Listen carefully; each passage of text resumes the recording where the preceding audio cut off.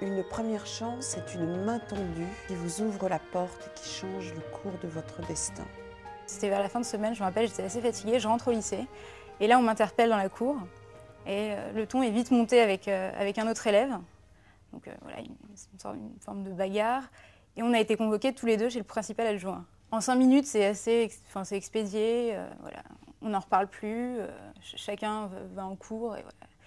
Et puis là, il me dit, finalement, qu'est-ce que tu vas faire après le bac? Donc je dis, moi je suis intéressée par les questions sociales, par la question de l'immigration, par la politique, mais je ne sais pas, j'irai sûrement à la fac. Et il me dit, mais si tu veux, tu peux venir faire un atelier Sciences Po, parce qu'il y a une préparation, si ça t'intéresse.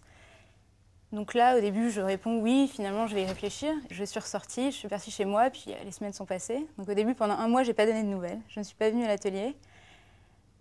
Et puis finalement, on devait commencer à remplir les papiers pour la faculté. Et je me suis dit que Sciences Po pouvait être une alternative pour moi. Et alors? Alors j'ai décidé d'y aller. Cette chance, c'est à la fois cette proposition de mon proviseur adjoint, parce que sinon je pense que je n'aurais jamais fait cette préparation, parce que je manquais beaucoup de confiance en moi. J'avais pas forcément envie aussi de me mesurer aux autres, parce que je pensais que j'allais jamais faire le poids. Et puis la deuxième chance, c'est aussi l'atelier de préparation. C'est une belle histoire, hein?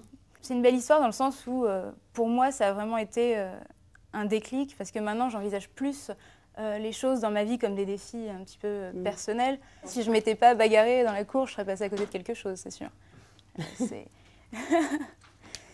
Ouais. Sans cette proposition, je n'aurais jamais tenté Sciences Po, je pense.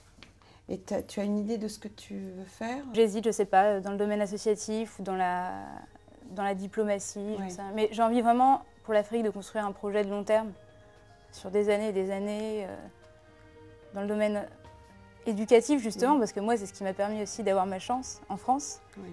Donc je pense que c'est une façon de la redonner aussi aux autres.